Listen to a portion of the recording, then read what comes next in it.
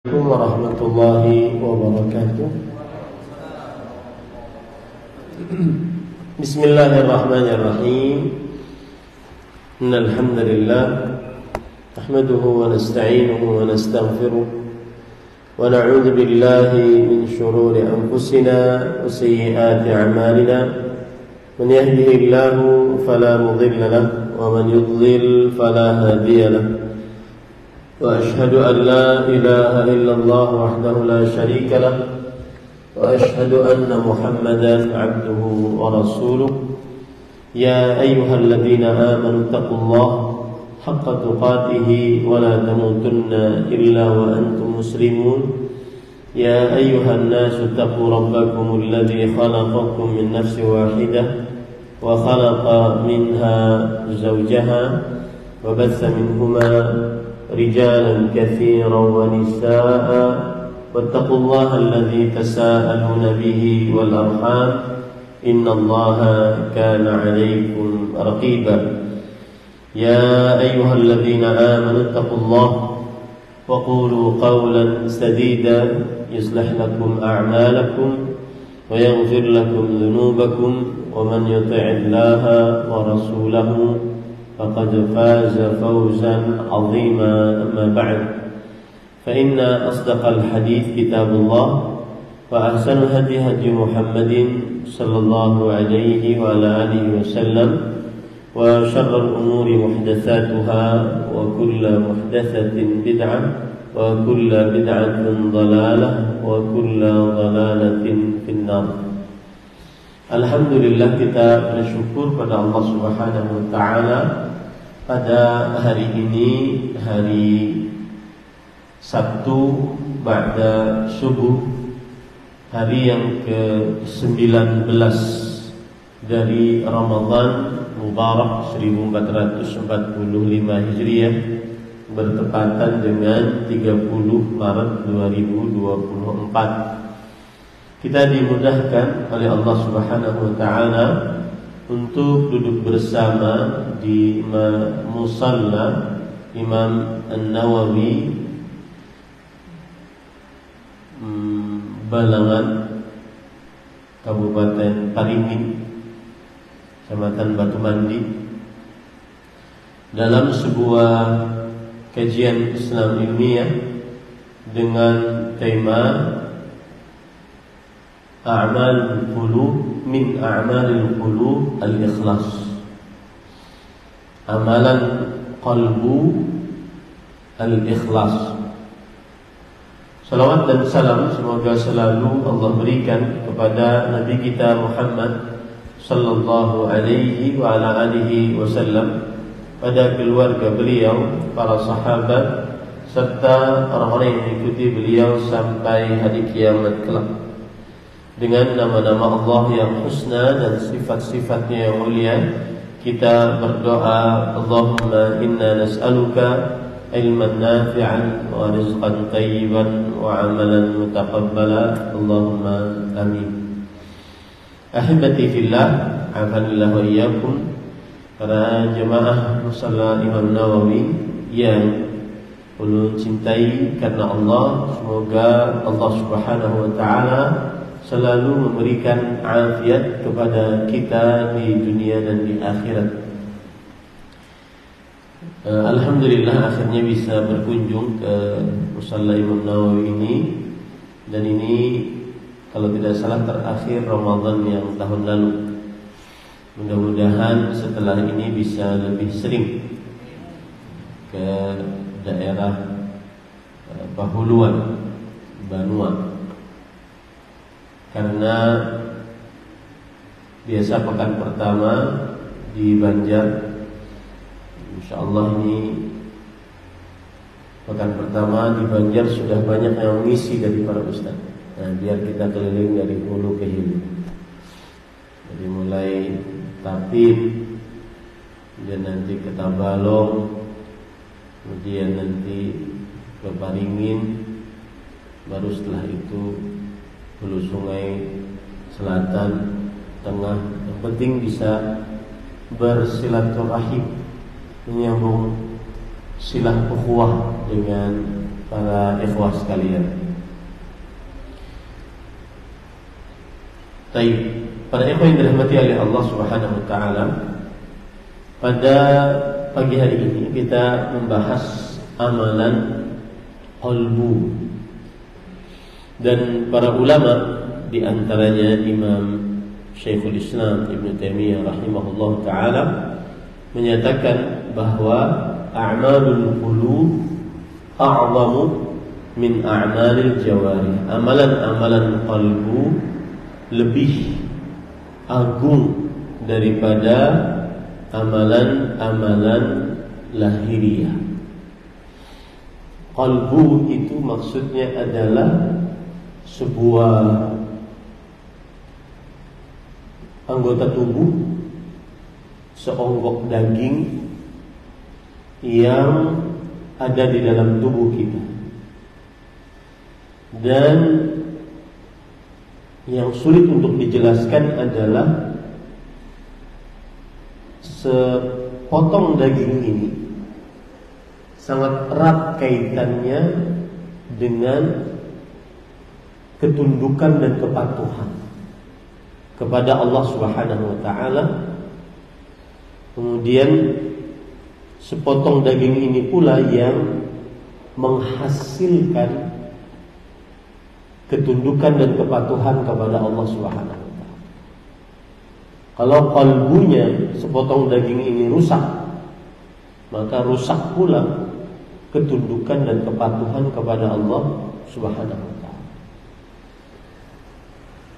Kalau qalbunya sehat, maka baik pula ketundukan dan kepatuhan kepada Allah Subhanahu wa taala. Itu yang kita bicarakan.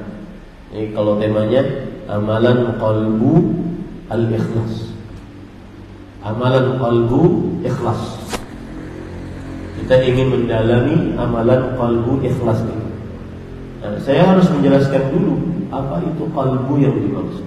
Nah, ini jujur ada pengalaman menarik. Itu di Batu Malang, kita ada sedikit diskusi dengan Syekh Tarhib Ad-Dawsari.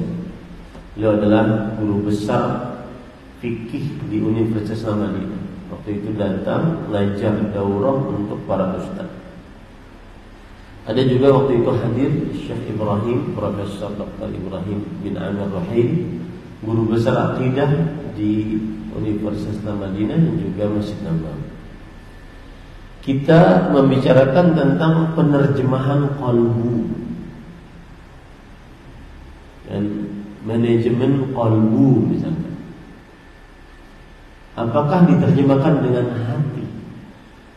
Waktu itu Syekh Profesor Tarhib hafizahullah ta'ala, beliau sangat tidak sepakat kalau qalbu diterjemahkan dengan hati, liver.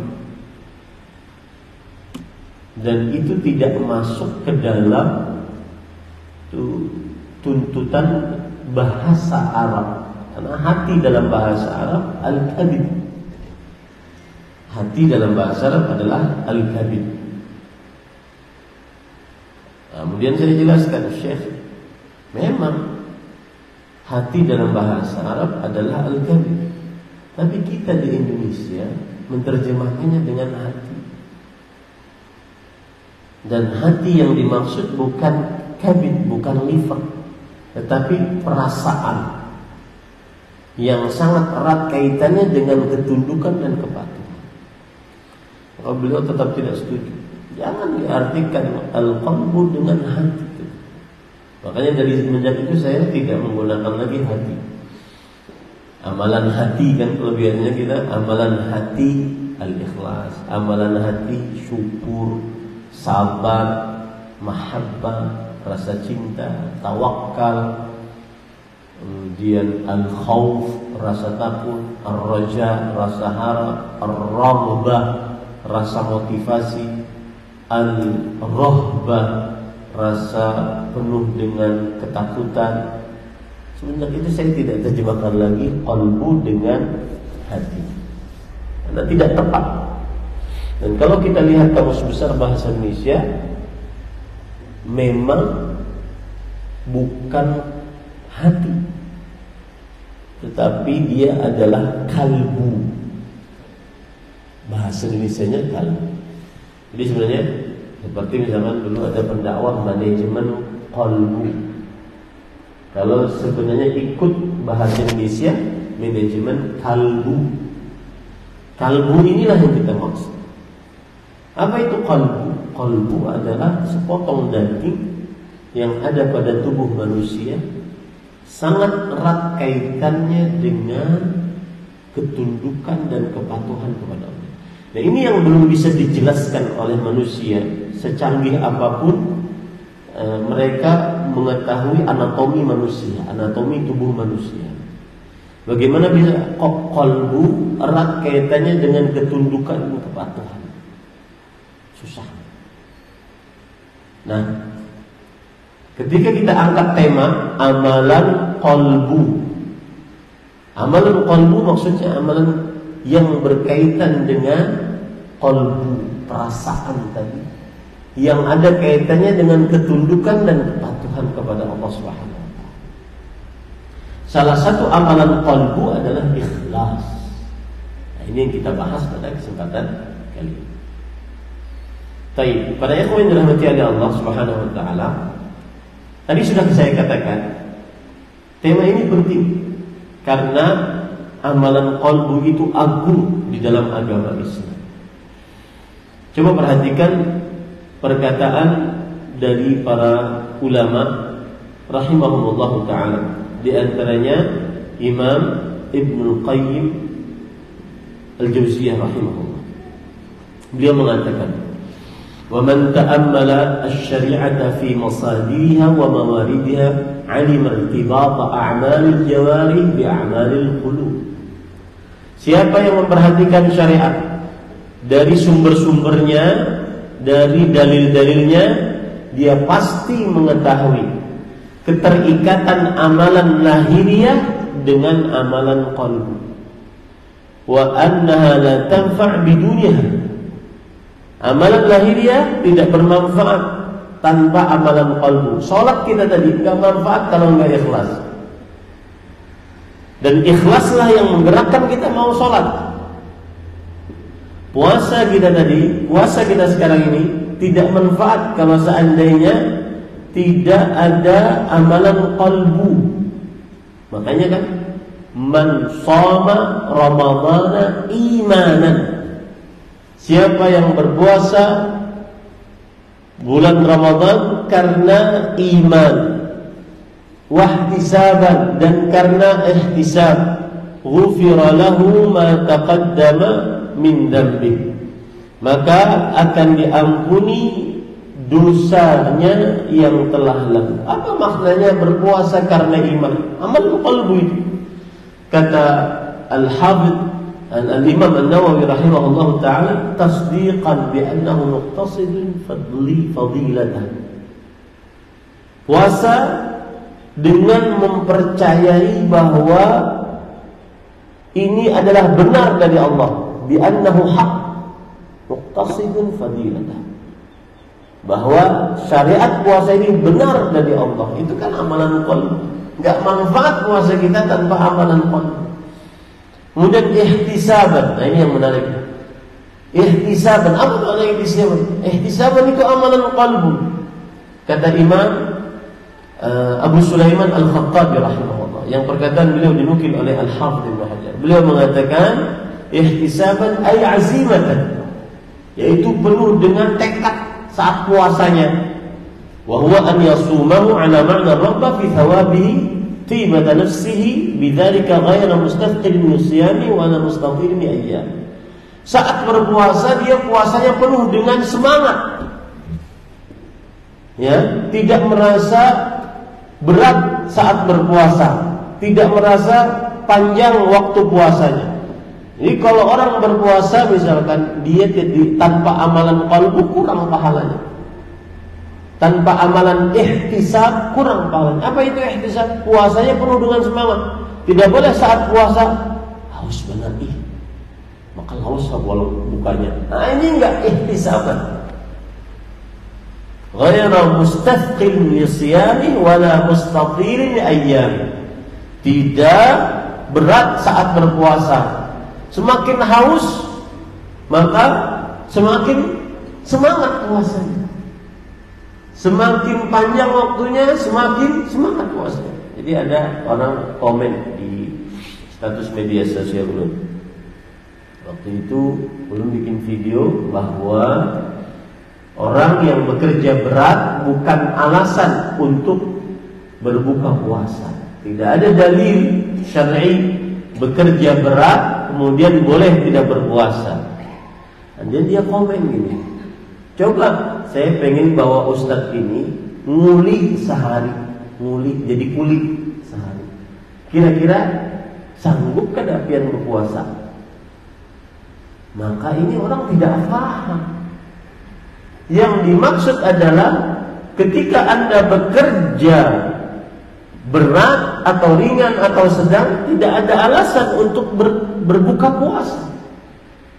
Puasa saja sambil bekerja. Kalau seandainya benar-benar kehausan mau mati baru buka.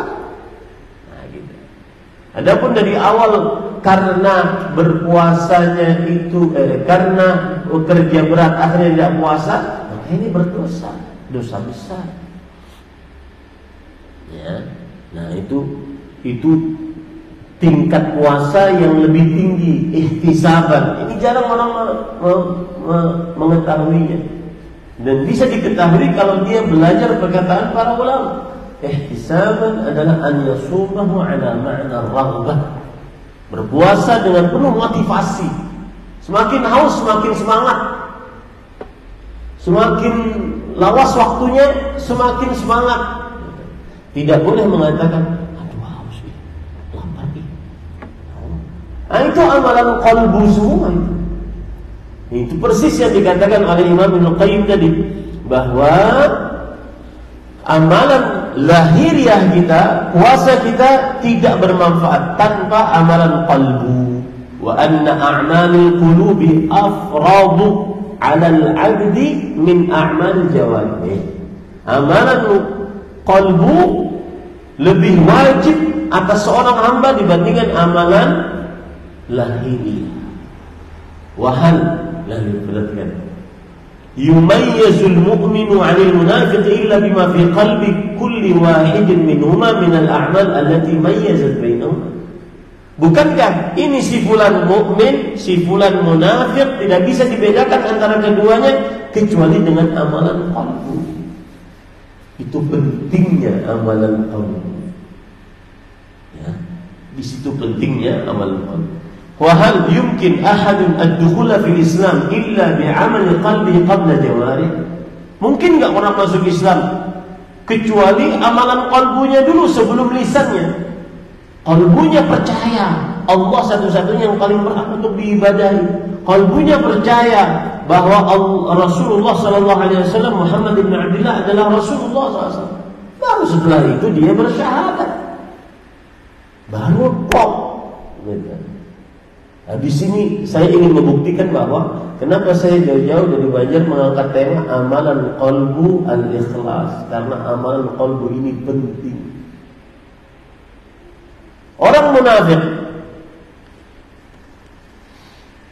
mengapa malas salatnya? Rasulullah SAW bersabda, "Tilka salatul munafiq." Itulah salatnya orang munafik. Itulah salatnya orang munafik. Yarqubu syams hatta idza kanat baina qarna syaitan qama fa naqara arba'an la yadhkuruna Allah biha illa qalil. Kalau sudah matahari, kalau sudah azan asar dia nunggu matahari. Enggak salat langsung. Karena qalbunya bermasalah. Itu dia. Makanya kalau kita sedang turun imannya, mau 10 terakhir ini malah baca Qur'annya malah turun. Nah, itu masalah qalbunya itu. Itu masalah qalbunya, bukan manhajnya, qalbunya. Karena orang-orang munafik malas karena qalbunya yang masalah. Mungkin lahiriahnya biologisnya, tubuhnya sehat walafiat, masih muda, umur belasan, 20-an, 30-an. Tapi kalbunya rusak yang mengakibatkan dia seperti orang cacat, seperti orang tua renta.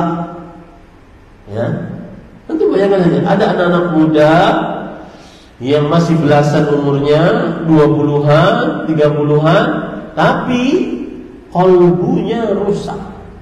Maka dia seperti orang cacat. Ini sekali lagi saya berbicara ini sebagai muqaddimah bahwasanya amalan qalbu itu penting. Saya pernah menemani Syekh Abdul Razak bin Abdul Muhsin Al-Badr, Profesor Doktor, guru besar aqidah di Masjid Nabawi dan di kampus Universitas Madinah. Beliau waktu itu kita di Jakarta bertemu dengan seorang pendakwah. Seorang pendakwah ini cacat, nggak bisa jalan karena tabrak.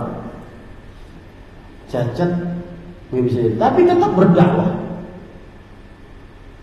Kemudian Syekh menghampiri dalam keadaan karena si cacat, Syekh yang cacat ini tidak bisa berdiri. Beliau minta maaf, mohon maaf Syekh, saya tidak bisa menyambut engkau dengan berdiri. Kata Syekh Abdul Razak, ini perkataan sangat saya ingat. Kata beliau, laysat al-i'aqah fil abdan wa innama al-i'aqah fil qulub. Bukan cacat itu pada anggota tubuh. Cacat yang sebenarnya adalah pada kalbu. Ada orang cacat akan tetapi prestasi ibadahnya besar, bisa berdakwah keliling dunia. Ini tidak dianggap cacat namanya, meskipun dia di atas kursi roda.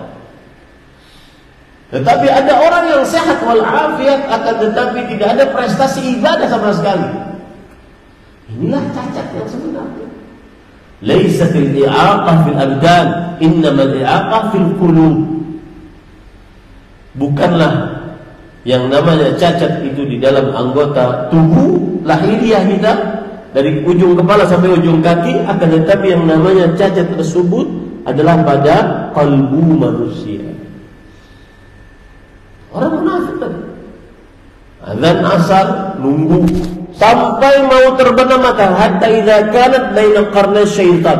Dan kalau di lautan melihat matahari mau terbenam itu seperti di antara dua tanduk. Itu yang dimaksud oleh Rasulullah SAW. Baru dia segera bangun, ngambil air wudu, sholat dengan cepat seperti ayam mematuk makanannya, dan tidak menyebut berzikir kepada Allah di dalam sholatnya kecuali sedikit saja. Kenapa orang munafik begitu? Bahkan disebut oleh Allah kusala yura'unan nas, malas mereka, riya terhadap manusia. Ini dia penyebab malas, amalan qalbunya rusak, riya, tidak ikhlas. Di situ yang disebut oleh Imam Al-Qayyim tadi bahwa a'malul qulub afradu min 'alal 'abdi min 'amal jawari. Amalan qalbu lebih wajib atas seorang hamba dibandingkan amalan lahiriah. Salat subuh kita tadi, sahur kita tadi, belum disediakan makanan oleh kakak saya pula tadi. Apa yang menggerakkan itu semua? Nggak ada kecuali amalan qalbu. Ikhlas karena Allah, berharap pahala dari Allah Subhanahu wa ta'ala. Amalan qalbu. Kemudian dia mengatakan, wa amalul qalbi kal mahabbati lahu wa tawakkul alaihi wal inabatu ilaihi wal khawfu minhu wal raja' lahu ikhlasul din lahu was sabr ala awamirihi wa an nawahihi wa al aqdari wal ridha bihi wa anhu wal mu'anatu fihi wal mu'adatu fihi wal dhullu lahu al khudu' wal ikhbar ilaihi wat tuma'ninatu wa ghairi dhalik min 'amal qulub allati farduha afradu min 'amal jawarih wa mustahabbuha ahabbu ila Allah min mustahabbiha wa 'amalul jawari bidunha imma 'adimul manfa'ah atau qalilul manfa'ah. Contoh-contoh amalan qalbu kata beliau, rasa cinta, mahabbah, tawakkal, bersandarnya qalbu kepada Allah dengan sebenar-benarnya untuk mendapatkan kebaikan atau tertahan mudarat dengan mengerjakan sebab, inabah, kembali kepada Allah, takut kepada Allah, takut akan siksa Allah, berharap rahmat Allah, ikhlas dalam mengerjakan ibadah, sabar atas perintah larangan dan takdir-takdir Allah, ridha dengan keputusan dari Allah, kemudian loyal kepada Allah, bermusuhan dengan musuh Allah, tunduk patuh hanya kepada Allah, tenang hati kepada Allah, dan lain-lainnya dari amalan kalbu. Maka beliau mengatakan amalan lahiriah tanpa itu semua adimul manfaat atau qalilul manfaat, tidak ada manfaatnya atau sedikit manfaatnya. Puasa tadi tanpa ada amalan kalbu cuma dapat lapar dan haus, ya, cuma dapat lapar dan haus. Ini menunjukkan amalan kalbu itu penting sekali, sangat penting. Ya, ini para ikhwan yang dirahmati oleh Allah Subhanahu. Jadi sekali lagi, poin pertama tadi saya sudah jelaskan apa itu kalbu. Kemudian yang kedua saya sudah menjelaskan pentingnya amalan kalbu. Dilihat dari apa? Satu, amalan kalbu adalah sumber amal, sedangkan amalan lahiriah mengikut saja. Yang kedua, pentingnya amalan kalbu. Amalan lahiriah tidak manfaat tanpa amalan kalbu, enggak manfaat. Ya, orang keluar uang banyak untuk bersedekah, keluar keringat banyak untuk berjihad, keluar tertetes darah banyak bahkan sampai mati untuk berjihad, tidak bermanfaat tanpa amalan kalbu. Yang ketiga, amalan qalbu adalah memberikan pengaruh yang sangat besar terhadap amalan lahiriah. Nah, ini pentingnya amalan qalbu. Baik. Nah, termasuk dari amalan qalbu adalah ikhlas. Apalagi kita ini sedang berpuasa. Para ulama mengatakan bahwa puasa adalah tingkat amalan lahiriah yang menunjukkan keikhlasan yang paling tinggi. Ya, saya ulangi, puasa tingkat amalan lahiriah yang menunjukkan keikhlasan yang paling tinggi. Dari sisi mana? Coba saya bacakan perkataan para ulama rahimahumullah taala. Di antaranya Imam Al-Qurtubi, ulama Islam abad ke-7 Hijriah. Beliau berkata, "Lamma kanatil a'malu yadkhuluha ar-riya' was-sawmu la yattali'u 'alayhi bi mujarrad fi'lihi illa Allah fa'adhafahu Allah ila nafsi." Yang artinya, ketika seluruh amalan bisa masuk riya, antum cari amalan aja, amalan apa aja pasti bisa masuk riya. Salat apalagi, zakat, haji, umroh, berjihad, bakti orang tua, bersedekah, berbuat baik kepada orang tua, berbuat baik kepada tetangga, memuliakan tamu, oh itu bisa masuk riya. Sedangkan puasa tidak ada yang mengetahuinya dengan hanya mengerjakannya kecuali Allah. Maka puasa salah satu amalan lahiriah yang sangat berpotensi ikhlas di dalamnya. Kenapa? Karena tidak bisa orang riak dengan puasanya, kecuali kalau ngomong, "Ustaz, pian hari Senin puasa kan?" Kemudian si Ustaz menjawab, "Iyalah, masa Senin enggak puasa?" Nah, padahal Ustaznya cukup mengatakan, "Ya, mudah-mudahan semoga Allah mengabulkan." Enggak perlu ditambah, "Masa Senin enggak puasa?" Itu bermasalah dengan amalan qalbunya. Dan puasa tidak bisa orang riya, nggak bisa. Gimana puasa riya? Kalau sholat bisa, kalau tadi penuh dengan riya sholatnya, bisa diperbagus-bagus, dilama-lama, sujud lama, ruku sambil miring, ya bisa. Haji, zakat, sedekah, jihad, semua bisa dia. kecuali puasa, nggak bisa riya. Riya itu apa pengertiannya? An yudhiral insanu amalahu amama an-nas aw yuhassinahu 'indahum liyamdahuhu. Itu pengertian riya. Seseorang memperlihatkan amalannya di hadapan manusia atau memperbagus amalannya di hadapan manusia. Karena ada kata-kata memperlihatkan, memperbagus. Memperlihatkan berarti aturannya bisa disembunyikan. Memperbagus maksudnya tidak bisa disembunyikan, tapi dia perbagus. Misalkan azan. Kenapa qolar azan? Takut riya. Enggak bisa. Karena harus diperlihatkan, tapi dia perbagus. Untuk apa? Agar dipuji oleh manusia. Itu dia. Puasa nggak bisa seperti itu. Lihat lagi perkataan Imam Ibnul Jauzi rahimahullah. Beliau mengatakan, "Jami'ul ibadat tadhharu bi fi'liha wa qalla an yaslama ma yadhharu min syawb bi khilaf as-shawm." Seluruh ibadah nampak dengan mengerjakannya, dan sedikit sekali yang selamat dari kotoran riya. Beda dengan puasa. Puasa nggak bisa masuk riya. Jawab ya, bagaimana mau riya kalau puasa? Kipas-kipas bibir. Kenapa? Biar kering. Biar supaya orang tahu bahwa di sini sudah sedang berpuasa. Nggak bisa. Ya, maka penting sekali tentang ikhlas ini. Kemudian juga, kenapa kita ngambil tema ikhlas ini? Jadi yang pertama, mengapa penting sekali tema ikhlas ini? Karena dia amalan qalbu yang berkaitan dengan puasa yang kita kerjakan sekarang. Yang kedua, kenapa kita mengambil tema tentang ikhlas ini? Karena kedudukan ikhlas di dalam amal ibadah. Coba perhatikan ya.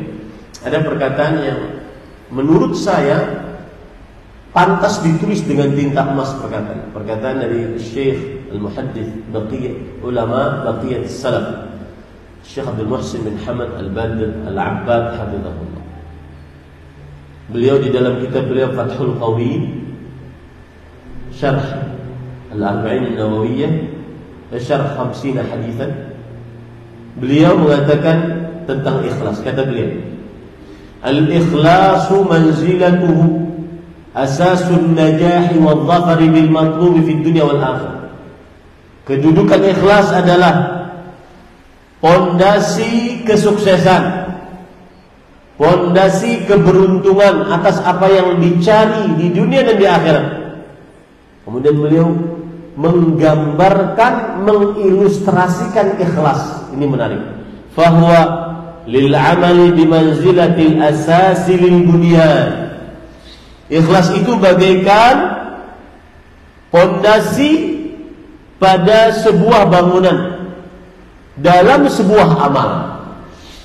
Ikhlas dalam sebuah amal bagaikan pondasi dalam sebuah bangunan. Ini Musannaf An-Nawawi yang bungas ini tidak akan bisa tegak diambil manfaatnya tanpa pondasi. Begitulah ikhlas dalam sebuah amal.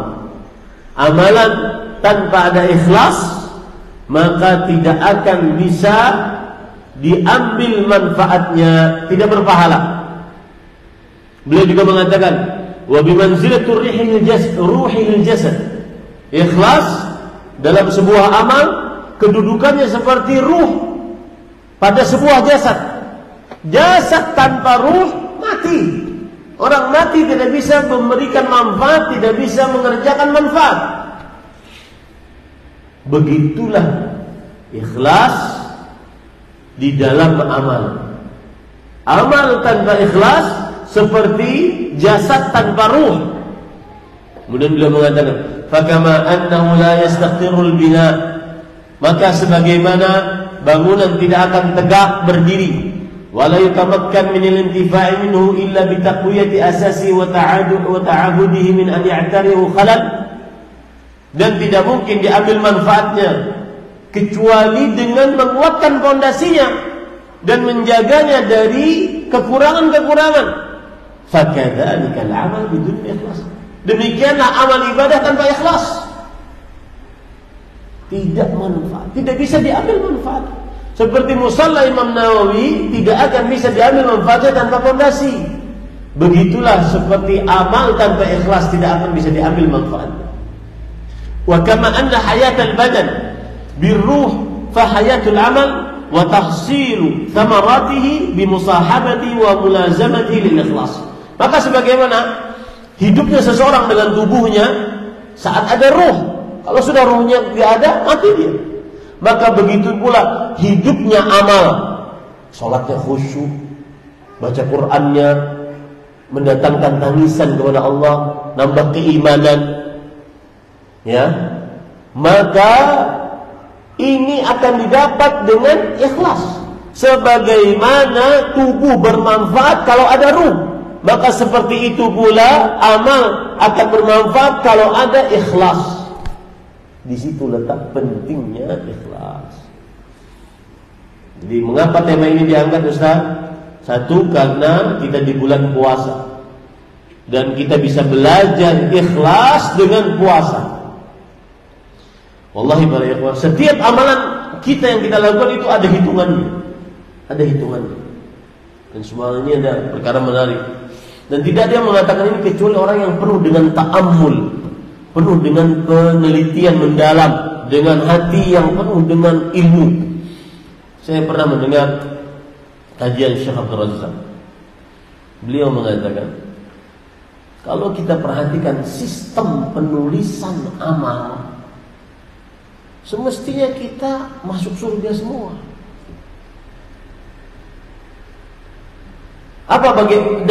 Bagaimana sistem penulisan amal? Bukankah Rasulullah SAW pernah bersabda, "Innallaha katabal hasanat was sayyi'at, tsumma bayyana dzalik." Sesungguhnya Allah menulis tata cara menulis pahala, tata cara menulis dosa. Tata cara menulis pahala bagaimana? Man hamma bihasanah.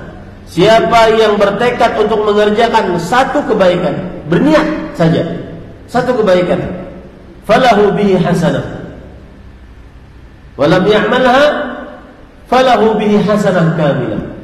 Tapi tekadnya tadi belum dia kerjakan, maka baginya dapat pahala satu yang sempurna. Fa in amilaha, kalau seandainya dia mengerjakan hasanah tadi, maka dilipatkan oleh Allah Subhanahu wa taala penulisan pahalanya. Beda dengan penulisan dosa. Bertekad melakukan dosa lalu tidak jadi melakukan dosa karena satu dan lain hal, maka tidak ditulis pahala, tidak ditulis dosanya. Bahkan ditulis pahala yang sempurna atas itu. Kalau dia melakukan dosa juga sekali, maka ditulis hanya satu kali saja. Wallahi kalau seandainya kita hitung dengan hitungan matematik, gak mungkin kita masuk neraka. Apa penyebabnya orang bisa masuk neraka? Karena amalan qalbunya rusak. Nah, di situ letak pentingnya. Jadi mengapa saya angkat tema ini? Karena berkaitan dengan puasa. Tidak ada amalan yang bahkan para ulama mengatakan di antaranya Imam Ahmad, as-siyam la yaktubuhul hafidh. Tidak ada amalan yang kecuali bisa ditulis pahalanya, kecuali puasa. Para ulama mengatakan di antaranya Imam Ahmad, puasa tidak ada yang bisa menulis pahalanya dari malaikat-malaikat. Ma'qil bin Yasar radhiyallahu anhu berkata, "Kullu amal yuqalu thawabu illa as-siyam." Setiap amalan diketahui pahalanya kecuali puasa. Kenapa? Karena di dalamnya ada ikhlas. Kata Allah Subhanahu wa taala, "Illa siyam fa innahu li wa ana ajzi bi yad'u syahwatahu wa ta'amahu min ajli." Kecuali puasa, puasa itu milikku, aku yang akan mengganjarnya. Aku yang akan mengganjarnya. Besar pahalanya berarti. Tidak ada yang tahu kecuali Allah Subhanahu wa taala atas besarnya pahala puasa. Kenapa? Meninggalkan makan, minum syahwatnya karena ku, itulah ikhlas. Nah, maka Makanya saya angkat tema tentang ikhlas karena kita sedang berpuasa. Yang kedua, saya angkat tema tentang ikhlas karena kedudukan ikhlas dalam agama Islam yang sudah saya sebutkan tadi. Baik. Sekarang pada ikhwah yang dirahmati oleh Allah Subhanahu wa taala, bagaimana caranya biar ikhlas? Ya. Dan ingat, jangan sampai keliru. Ikhlas itu beda dengan ridha. Pian hilang sendal, dicuntan orang, sudah gen, ikhlasakan aja. Itu salah, itu penempatan. Ikhlas itu ibadah. Kalau hilang sendal, maka bahasanya adalah relakan saja. Sudah relakan aja gitu. Itu lebih tepat daripada orang memakai ikhlaskan saja. Karena ikhlaskan saja itu berarti dia sedang beribadah kepada Allah, kemudian dia murnikan niatnya hanya untuk Allah. Ya, salat, puasa, zakat, haji, baca Quran, berdoa, berzikir, berbakti orang tua, beribadah dengan memuliakan tamu, menghormati tetangga, tersenyum dan seterusnya. Nah, itu ibadah. Ikhlas di dalamnya. Maka bagaimana cara agar ikhlas dalam amal ibadah? Atau sebelumnya saya belum mengartikan ikhlas tadi ya. Apa itu ikhlas? Ikhlas itu sinonim dengan tauhid. Ikhlas itu sinonim dengan iman. Ikhlas itu sinonim dengan Islam. Ikhlas itu sinonim dengan apa lagi? Kalimatul ikhlas, kalimatul tauhid. Saya ambilkan pengertian ikhlas yang mudah saja dan bisa kita praktekkan. Apa itu? Berkata Imam Ibnu Qayyim al-Jauziyah rahimahullah taala, al-ikhlas alla taqluba ala amalika syahidan ghairallah wala mujaziyan siwahu. Ikhlas adalah tidak mencari, tidak menuntut seorang yang memberi pahala atau melihat amalnya selain Allah. Itu ikhlas. Ini sholat kita kerjakan. Di dalam sholat kita tidak mencari ada yang melihat sholat kita. Kita tidak mencari ada yang memberikan ganjaran pahala, penghargaan, pengagungan, sanjungan, kecuali kita cari dari Allah. Itulah ikhlas. Ya, itulah pengertian ikhlas. Alla tatluba ala amalika syahidan ghairallah wala mujaziyan siwa. Ini para ikhwan dirahmati oleh Allah Subhanahu wa taala.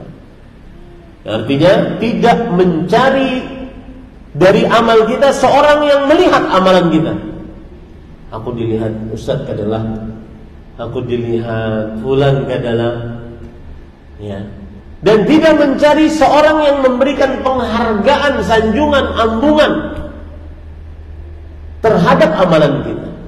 Maka itulah ikhlas. Itulah apa? Nah, bagaimana bisa ikhlas? Bagaimana tadi bisa hanya mencari Allah di dalam amalnya? Bagaimana hanya mencari apa lagi? Penghargaan pahala hanya dari Allah? Bagaimana bisa itu terjadi?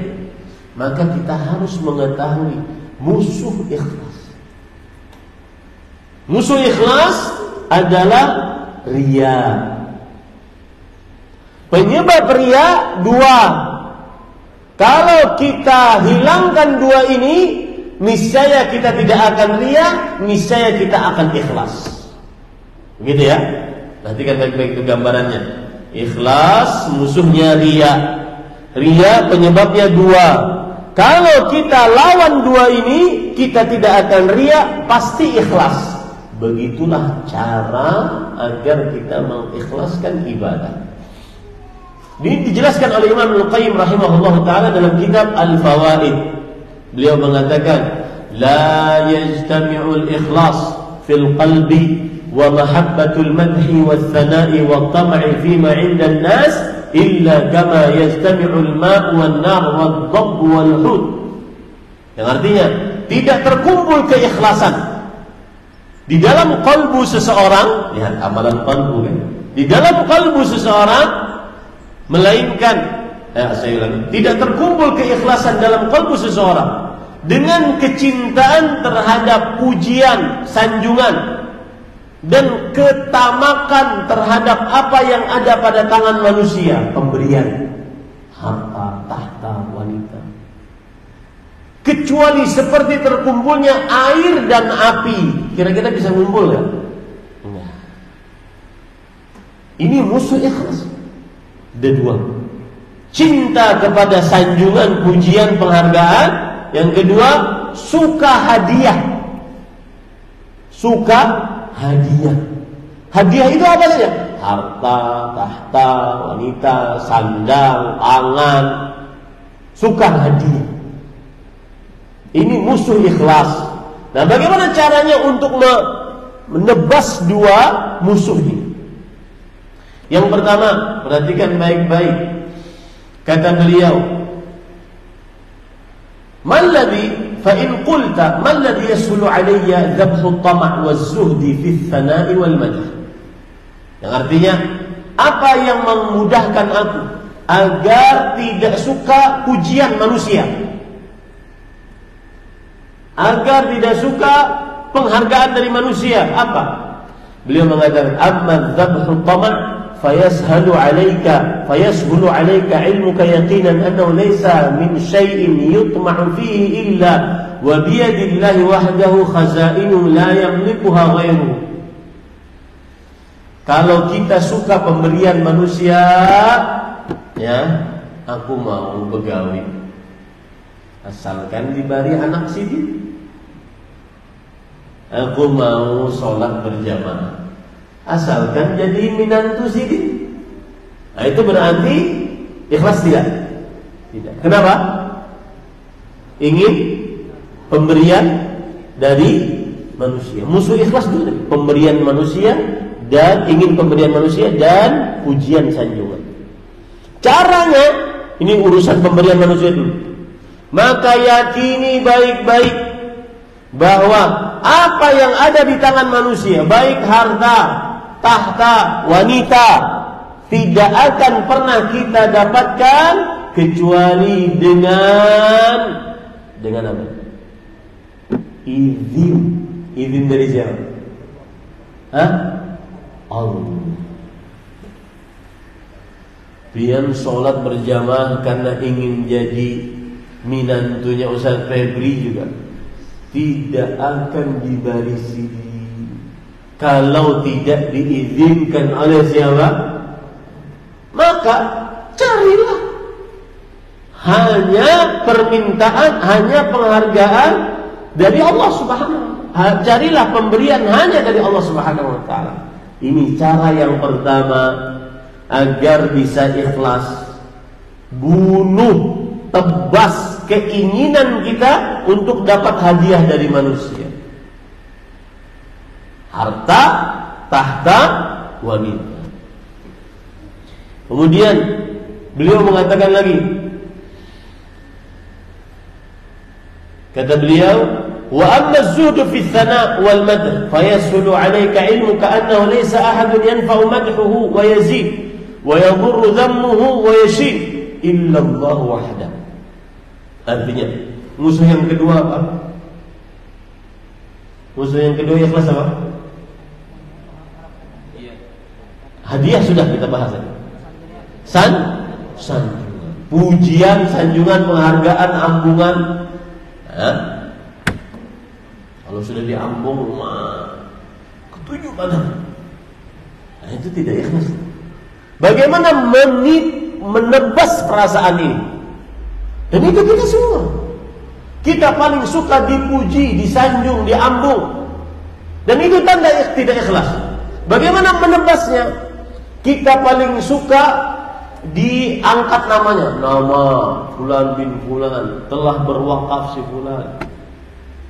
Maka ada orang, ini kisah nyumbang ke masjid Kemudian bilang ke panitia, ngaranku jangan ditulislah, tulis saja hamba Allah menyumbang 100 juta.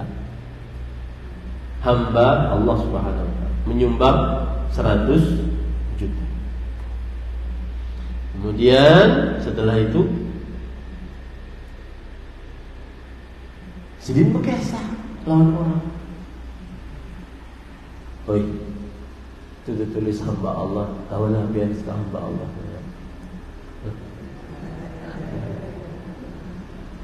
Ya. Maka ingin dipuji agar namanya tercatat, agar namanya dikenang, agar namanya seperti itu. Paham ya? Para ikhwan yang dirahmati oleh Allah Subhanahu.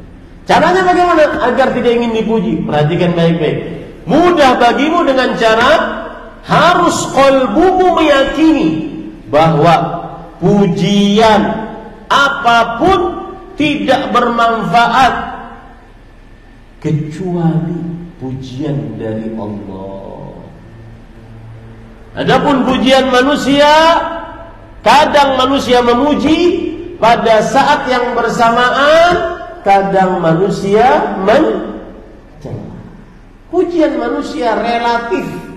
Bahasa Arabnya nisbi, relatif. Wah, Ustaz ini bagus ceramahnya. Cuma, kalau ada cuma. Oh, aku ketujuh lawan Ustaz ini, tapi, ada tapinya. Itu pujian manusia. Tapi kalau yang dicari pujian Allah, maka ketika Allah memuji seorang hamba akan benar-benar terpuji. Penduduk langit dari para malaikat memuji, penduduk bumi akan memuji. Contoh misalkan ada hadis. Rasulullah SAW bersabda, Inna Allah idza ahabba 'abdan qala li Jibril, ya Jibril inni uhibbu fulanan fa ahibbah. Sesungguhnya jika Allah Subhanahu wa taala mencintai, memuji hamba, maka Allah akan berkata kepada Jibril, wahai Jibril, aku memuji dia, maka pujilah dia. Aku mencintai dia, engkau harus mencintainya. Jibril pun mencintai si fulan tersebut. Pujian Allah itu absolut, pasti, tidak relatif. Thumma yuhibbuhu Jibril fayunadi fi ahli sama, Inna Allah yuhibbu fulanan fa'ahibbuh. Sesungguhnya Allah mencintai si fulan, memuji si fulan, maka cintailah wahai para malaikat si fulan. Fayuhibbu ahli sama, maka seluruh penduduk langit dari para malaikat mencintai si fulan. Thumma yudha'u lahu al-qabul fil ardh. Lalu karena para malaikat mencintainya, penduduk bumi pun ikut mencintainya. Maka kalau kita ingin dipuji orang, disanjung orang dalam amal ibadah, ingat pujian Sidin cuma tidak. Tapi pujian Allah yang kekal abadi.